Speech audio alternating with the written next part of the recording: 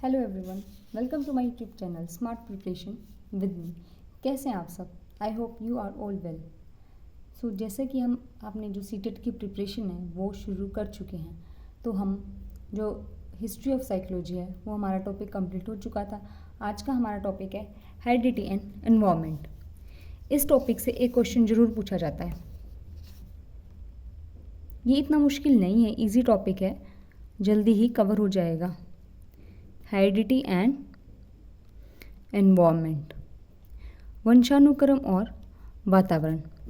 जो वंशानुक्रम है और जो वातावरण है, इसका हमारे जीवन में क्या मतलब है, क्या हमारा महत्व है और क्यों ये हमारे लिए क्या है, ज़रूरी है। क्योंकि जो हमारी वंशानुक्रम है वो हमारी संरचना है और जो वातावरण है वो हमारे जीवित रहने के लिए क्या है, बहुत ही ज़रूरी है। अब आते हैं हेरिडिटी के। सबसे पहले जो हम हेरिडिटी के बारे में पढ़ेंगे कि वंशानुक्रम है वो होता क्या है। जो वंशानुक्रम होता है, जब हमारे जो जीन्स होते हैं वो ट्रांसफ़र होते हैं हमारे बच्चों में, उसको क्या कहते हैं, हम हेरिडिटी कहते हैं। क्या कहते हैं? वंशानुक्रम। जीन्स, जो हमारे जीन्स होते हैं ना, उनका बहुत ही इम्पॉर्टेंट रोल होता है। अब ये जीन्स है वो कैसे ट्रांसफ़र होते हैं हमारे अंदर। जीन्स है वो कैसे ट्रांसफ़र होंगे? क्रोमोसोम्स के द्वारा। किसके द्वारा? गुणसूत्र, क्रोमोसोम। अब बात करते हैं कि क्रोमोसोम्स कितने होते हैं और कैसे हमारे अंदर आते हैं। जो क्रोमोसोम्स होते हैं, जो होमोस्पियंस होते हैं, होमोसेपियंस मतलब कि जो मानव के अंदर होते हैं, इसमें जो जीन्स की संख्या कितनी होती है? 30,000।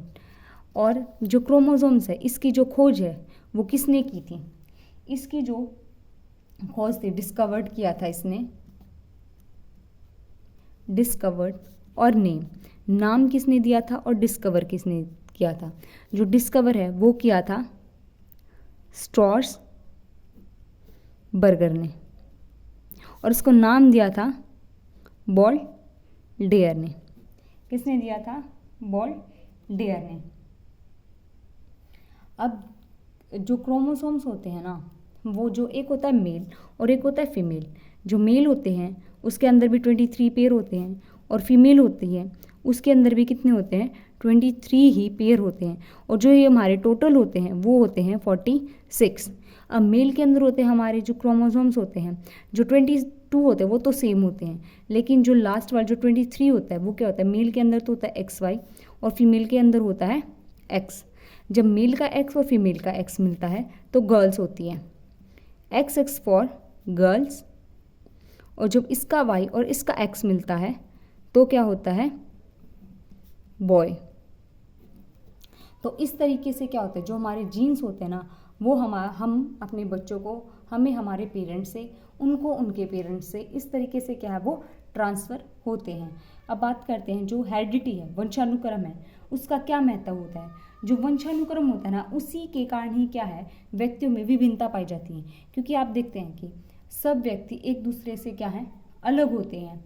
और शिक्षा के जो क्षेत्र होता है, शिक्षा प्रक्रिया जो होती है, उसमें इस चीज़ का बहुत ही इंपॉर्टेंट पार्ट होता है। अगर टीचर को उनका डिफरेंस का पता होगा तो क्या है, वो पता लगा पाएगा कि उसे बच्चों को क्या है, कैसे हैंडल करना है।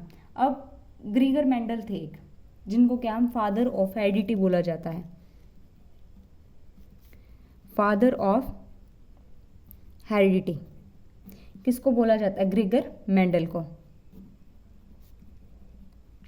इन्होंने क्या बताया था कि जो वंशानुक्रम होता है और जो वातावरण होता है, ये दोनों ही एक दूसरे के लिए क्या है, बहुत ही जरूरी है। अगर वंशानुक्रम नहीं होता तो भी व्यक्ति का विकास संभव नहीं था, अगर वातावरण नहीं होता तो भी क्या है, व्यक्ति का विकास क्या है, संभव नहीं था। इस तरीके से क्या है, जो व्यक्ति का विकास है के लिए दोनों ही चीज़ें बहुत ही ज़रूरी होती हैं। जैसे हमने पिछले टॉपिक में पढ़ा था, फादर ऑफ बिहेवियरिज्म किसको बोला था?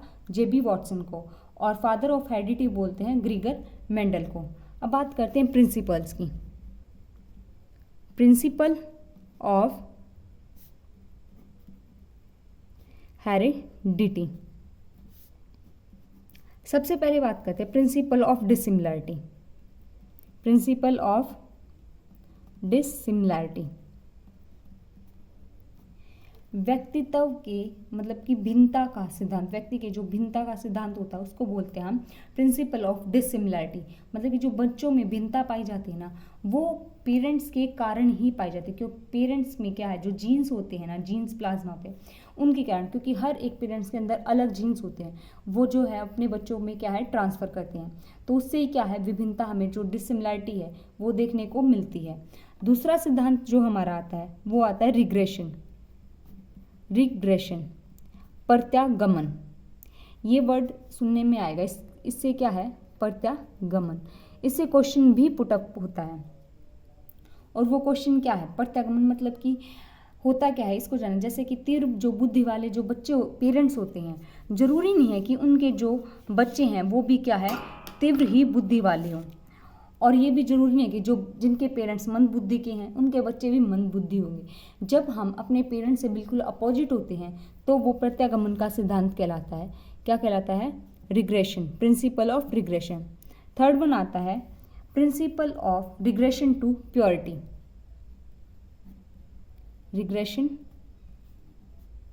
टू प्योरिटी, इसका क्या मतलब होता है, शुद्ध गुणों की ओर प्रत्यागमन। मतलब कि अगर हमारे जो पेरेंट्स थे, अगर माँ बाप हैं, उनमें से अगर एक पेरेंट्स गोरा है, दूसरा जो है वो सांवला है, तो उनमें से जो शुद्ध गुण है ना वो ट्रांसफ़र होगा बच्चों में। काला रंग जैसे शुद्ध होता है, उसके अंदर किसी भी चीज़ की मिलावट नहीं होती, तो उसके जो बच्चे होंगे ना वो काले ही होंगे, क्योंकि जो शुद्ध जो सांवला कलर होता है उसमें जो होता है ना गोरा और काला, इन दोनों का क्या होता है मिक्सचर होता है। इसमें यही बताया गया कि जो शुद्ध गुण होंगे ना बच्चे में वही ट्रांसफ़र होते हैं। अगला आता है प्रिंसिपल ऑफ बीजमैन। प्रिंसिपल ऑफ बीजमैन, बीजमैन का सिद्धांत, इसने क्या कहा है कि जो हमारे जर्म्स होते हैं ना वो क्या है एक पीढ़ी से दूसरी पीढ़ी पर क्या है निरंतर कंटिन्यूटी से क्या है वो ट्रांसफ़र होते जाते हैं। ये नहीं कि वो बीच में रुक गए कि इस पीढ़ी को नहीं मिले, नहीं, वो क्या है ट्रांसफ़र होते ही जाएंगे। वो क्या किसने बताया था, बीजमैन ने। नेक्स्ट प्रिंसिपल आता है गाल्टन। गाल्टन थ्योरी, जो गाल्टन थ्योरी है ना उसने क्या कहा था, गाल्टन ने ये बताया था कि जो हमारे माता पिता हैं हमें केवल उन्हीं से ही गुण नहीं मिलते, बल्कि जो हमारे दादा दादी हैं उनसे भी हमें मिलते हैं, जितनी भी हमारी पिछली पीढ़ियाँ होती हैं ना सभी से मिलते हैं। जैसे कि हमारे अंदर मान लो 16 गुण हैं, तो 1/16 जो हमारे जो दादा दादी हैं उनसे मिलेंगे, 1/16 हमारे उससे मिलेंगे नाना नानी से, फिर वही 1/8 है जो हमारे परदादा दादी हैं उनसे मिलेंगे, फिर 1/4 जो अगली पीढ़ी थी उनसे। तो हमारे पूर्वजों से ही क्या है निरंतर अब तक हमें क्या है हमारे जो जीन्स है वो क्या ट्रांसफ़र हो रहे हैं। तो ये गाल्टन ने बताया था। फिर बात करते हैं Mendel theory. Mendel's theory, Mendel की जो थ्योरी है उसने क्या कहा था कि जो कुछ जो गुण दिखाई देते हैं लेकिन कुछ नहीं दिखाई देते। उसने क्या मटर के दानों पे एक्सपेरिमेंट किया था कि जो उन्होंने 3 पेड़ बनाए थे, 2 लंबे लंबे, 2 तो क्या टोल टोल ले लिए, 2 स्मॉल ले लिए, 1 लॉन्ग ले लिया और 1 शॉर्ट ले लिया। ठीक है, तो उन्होंने क्या कहा था इनसे तो क्या सारे टोल होंगे, इनसे सारे शॉर्ट होंगे, लेकिन ये क्या 3:1 में थे कि 3 चांसेस है कि उनके बच्चे क्या है 3 बच्चे मतलब कि बड़े होंगे और 1 क्या छोटा होगा। तो ये किसने बताया था, मेंडल ने। अब अगला आता है डार्विन की थ्योरी। डार्विन, इसने क्या बताया था कि हम वातावरण के अकॉर्डिंग क्या है हमारे जो जीन्स है वो क्या चेंज भी होते हैं, ये नहीं कि वो बिल्कुल वैसे ही हैं जैसे कि हमारे पूर्वज हैं, नहीं, हम अकॉर्डिंग टू आवर हमारे आसपास जो है इन्वायरमेंट है, अकॉर्डिंग टू आवर इन्वायरमेंट हम अपने आप को क्या ढालते हैं और चेंज भी करते हैं। इन्होंने ये चीज़ बताई है जो डार्विन है कि, और फिर जो चेंजेस हुए ये नहीं कि वो आगे ट्रांसफ़र नहीं हुए, नहीं, वो जो चेंज हुए थे वो आगे उनके बच्चों में क्या ट्रांसफ़र हुए। जैसे कि उन्होंने बताया था कि एक जिराफ थे, जिराफ क्या है पहले उनकी गर्दन लंबी नहीं होती थी, छोटी होती थी, वो सिर्फ क्या है नीचे नीचे की जो घास होती है ना उसको खा पाते थे। लेकिन जब नीचे की एक टाइम ऐसा आया कि जो नीचे की घास थी वो ख़त्म होगी, तो उन्होंने क्या किया धीरे धीरे उन्होंने अपनी गर्दन ऊँची की, उन्होंने पेट से क्या पत्तियाँ खाना शुरू कर दिया। तो धीरे धीरे ऐसे क्या है उनकी थोड़ी लंबी हुई तो अगले वाले बच्चों में आ गई, फिर उनकी थोड़ी और लंबी हुई, इस तरीके से क्या जो जिराफ की गर्दन अब लंबी है। तो हमें अपने आसपास से जो चीज़ें सीखते हैं वो आगे हम अपने बच्चों में क्या ट्रांसफ़र करते हैं। ये थे हमारे प्रिंसिपल ऑफ हेरिडिटी। अब बात करते हैं इफेक्ट क्या पड़ता है बच्चे के ऊपर। Effect of heredity on a child, बच्चों पर क्या प्रभाव पड़ता है। सबसे पहले जो इफेक्ट पड़ता है वो होता है, जब नहीं ये नहीं है कि लाइन में ही है, किसी का भी किसी भी टाइम पे क्या है पड़ सकता है। सोशल स्टेटस, सामाजिक प्रभाव, बच्चों पर क्या है सामाजिक, जैसे कि उसके समाज में जैसे लोग होते हैं ना, उसका उस पर क्या है प्रभाव पड़ेगा। जब समाज में क्या है एक अच्छा व्यक्ति है, प्रतिष्ठित परिवार है, वो अपनी बेटी की शादी एक ऐसे सेम प्रतिष्ठित मनुष्य से करता है, ठीक है, मतलब कि वो भी बहुत ही अच्छा है, तो उनके जो बच्चे होते हैं ना वो भी क्या है आगे अच्छे ही होंगे, क्योंकि उनके जीन्स क्या है उनमें ट्रांसफर हो गए। दूसरा आता है बिजनेस एबिलिटी, व्यवसायिक, क्या आता है बिजनेस एबिलिटी कि व्यवसाय का क्या प्रभाव पड़ता है। अब जैसे हम देखते हैं कि जो हमारे पेरेंट्स क्या करते हैं अक्सर हम भी वही करते हैं। आपने देखा होगा कुछ फैमिली में सब लोग टीचर्स हैं तो उनके बच्चे भी टीचर ही बनेंगे, कुछ लोग क्या है डॉक्टर हैं तो उनके बच्चे भी क्या है डॉक्टर बनेंगे। इस तरीके से क्या है वो भी जीन्स के कारण ही होता है। अब थर्ड वन आता है फिजिकल एबिलिटी, हमारे पेरेंट्स जैसे होते हैं ना वैसे ही हम होते हैं। अगर हमारे पेरेंट्स लंबे हैं तो हम भी लंबे होंगे, अगर छोटे हैं तो हम भी क्या है छोटे ही होंगे। तो ये चीज़ें क्या है हमारे पेरेंट्स के ऊपर डिपेंड करती हैं। अब है कैरेक्टर एंड ग्रेटनेस, मतलब कि चरित्र व महानता। अगर हम महान हैं तो हमारे बच्चे भी महान होंगे, क्योंकि हमारे जो गुण हैं वो ट्रांसफर हुए। अगर हम करैक्टरलेस हैं तो हमारे जो बच्चे हैं वो भी करैक्टरलेस होते हैं। तो इन चीज़ों का क्या बहुत ही अफेक्ट पड़ता है। ये था हेरिडिटी। अब बात करते हैं एनवायरनमेंट की, कि एनवायरनमेंट क्या होता है, वातावरण। जो हमारा वातावरण होता है ना वो दो प्रकार का होता है। कितने प्रकार का, दो प्रकार का। एक होता है इंटरनल और एक होता है एक्सटर्नल। इंटरनल वातावरण वो होता है जो कि क्या है, जो हमारा 9 मंथ पीरियड्स होता है ना माँ के गर्भ में, 9 मंथ्स जो इफेक्ट पड़ता है। जब माँ है क्या जो बच्चे को क्या है माँ से उसको मिलता है। अगर माँ अच्छा हेल्दी फूड लेती है तो बच्चा क्या हेल्दी होगा। अगर वो ड्रग्स करती है या अल्कोहल लेती है तो उसका जो बच्चा है वो अनहेल्दी होगा। अब आता है एक्सटर्नल। एक्सटर्नल में क्या होता है कि जो हमारे आसपास का जो चीज़ें हैं और जब बच्चे का जन्म हो जाता है उसके बाद क्या इफ़ेक्ट पड़ता है वातावरण का, वो चीज़ें। अब इन जो इसके टाइप हैं वो है physical environment. Physical environment, physical environment क्या होता है, भौतिक वातावरण। जैसे कि हमारा भोजन, अगर हम अच्छा खाते हैं तो इफेक्ट पड़ता है। हमारे आसपास की जलवायु कैसी है, हमारा घर कैसा, हमारा स्कूल कैसा है, ये सब चीज़ें किसके अंदर आती है, फिजिकल इन्वायरमेंट के अंदर आती है। फिर बात करते हैं सोशल इन्वायरमेंट के, हमारा समाज कैसा है, हमारे माता पिता जहाँ रहते हैं उसके आसपास लोग कैसे हैं, हमारे साथी कैसे हैं, हमारे जो टीचर्स हैं वो कैसे हैं, हमारे पड़ोसी कैसे हैं, ये चीज़ें क्या हैं हमारी सोशल इन्वायरमेंट के अंदर आती हैं। थर्ड वन आता है मेंटल इन्वायरमेंट, मतलब कि मानसिक वातावरण। हम जब क्योंकि हम वातावरण में क्या करते हैं एडजस्ट करते हैं, और उसी जितना एडजस्ट हम करते हैं उतना ही हमारा क्या है मेंटली भी हम क्या है इफेक्ट पड़ता है। अगर हम खुद को ज़्यादा ही एडजस्ट करते जाएंगे ना तो हमारा मेंटली क्या है वीक होते जाएंगे। अगर हम जो चीज़ सही है करते हैं, ठीक है, ये चीज़ अपने आप को ठीक रखते हैं और आसपास अच्छा है, हमें ज़्यादा एडजस्ट करने की ज़रूरत नहीं पड़ती, तो ऐसा तो बिल्कुल नहीं कि हमें एडजस्ट नहीं ही करना पड़ेगा, करना पड़ता है। तो वो क्या है हमारा मेंटली इन्वायरमेंट है। फोर्थ वन आता है इमोशनल, मतलब कि संवेगात्मक इन्वायरमेंट। इमोशनल इन्वायरमेंट के अंदर क्या आता है कि हम जिस वातावरण में रहते हैं, हमारे रिलेशन कैसे हैं बाकी लोगों के साथ, अगर अच्छे हैं तो हमारा इमोशनल जो ये इन्वायरमेंट है इसका इफेक्ट अच्छा, अगर बुरा है तो हमारे ऊपर क्या है बुरा इफेक्ट पड़ेगा। अब जैसे effect of heredity on a child पढ़ा था कि बच्चे पर वंशानुक्रम का क्या प्रभाव पड़ता है, उसी तरीके से क्या है इन्वायरमेंट का क्या इफेक्ट पड़ता है।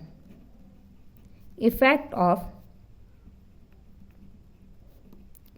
इन्वायरमेंट ऑन अ चाइल्ड, सबसे पहले क्या है, फिजिकल डेवलपमेंट, शारीरिक विकास।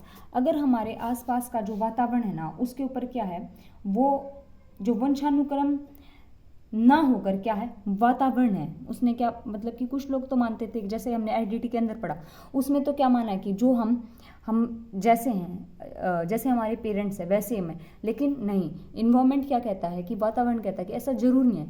क्योंकि अगर हमें अच्छा इन्वायरमेंट मिल रहा है, वातावरण अच्छा है, खाने पीने को अच्छा मिल रहा है, तो हम क्या अपोजिट हो सकते हैं।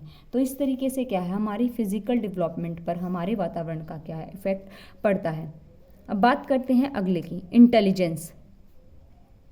इंटेलिजेंस डेवलपमेंट, बुद्धि का विकास। बुद्धि पर क्या इफेक्ट पड़ता है, अगर हमारे आसपास के जो लोग हैं, हमारा वातावरण है, वो कब प्रभावी होगा, जब आसपास के लोग भी क्या हमारे ऊपर क्या है, इफेक्ट डालते हैं।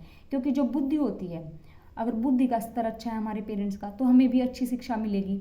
अगर हम धनी परिवार से हैं, रिच फैमिली से बिलोंग करते हैं, तो क्या है, हमें शिक्षा के अच्छे साधन मिलेंगे, तो हमें क्या है, हमारी बुद्धि ऑटोमेटिकली क्या होगी, वो अच्छी होगी। लेकिन अगर मान लो हमारे पेरेंट्स की तो बुद्धि अच्छी थी, लेकिन हमें ऐसा इन्वायरमेंट नहीं मिला, हमें सारी फैसिलिटीज़ नहीं मिली, तो क्या है, इंटेलिजेंस स्ट्रॉन्ग नहीं होगा, वो वीक हो जाएगा।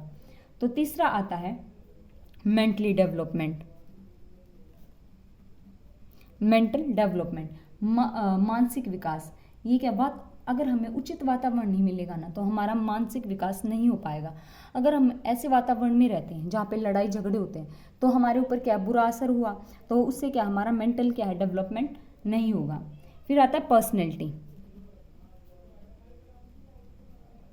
Personality development. व्यक्तित्व पर क्या प्रभाव पड़ता है, जो व्यक्तित्व होता है ना, वो क्या है, अगर हम देखते हैं हमारे आसपास के लोग कैसे कपड़े पहनते हैं, कैसे बातचीत करते हैं, कैसे एक दूसरे से बिहेव करते हैं, हम लोग होते हैं या फिर जो बच्चे होते हैं, हम देख कर ही सीखते हैं। तो इससे क्या हमारे व्यक्तित्व पर भी क्या है, प्रभाव पड़ता है। अगर हम अच्छे हैं, रिच हैं, अच्छे खाने पीने को मिल रहा है, अच्छे पहनने को मिल रहा है, तो ऑटोमेटिक हम अच्छे दिखेंगे।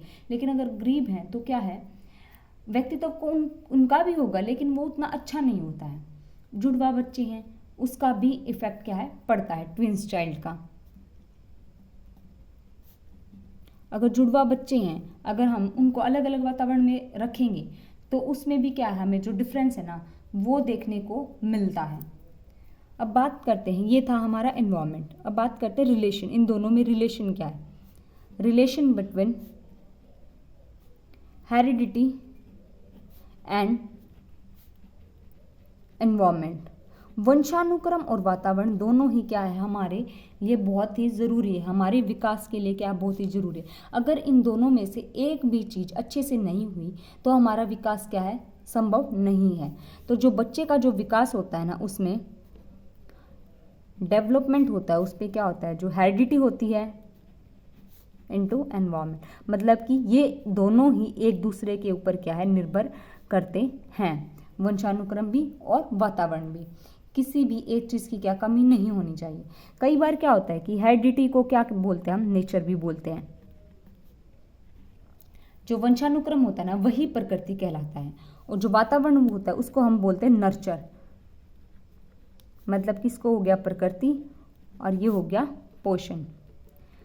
प्रकृति और पोषण ये क्या है, ये भी एक दूसरे से मतलब इन वंशानुक्रम और वातावरण का ही दूसरा नाम है, और ये दोनों ही एक दूसरे के लिए क्या है, बहुत ही जरूरी होते हैं। क्योंकि जो हमारी हेरिडिटी होती है, वो क्या है, वो बदलती, मतलब कि जरूरी नहीं है कि वो बदलेगी ही, वो ऐसी सेम हो, नहीं, वो बदलती है इन्वायरमेंट के द्वारा। तो ये था हमारा heredity and environment. Topic easy है, आई होप आपको समझ आया होगा। तो अगला मिलते हैं अगली वीडियो में, हमारा नेक्स्ट टॉपिक है वो डिस्कस करेंगे। Thank you.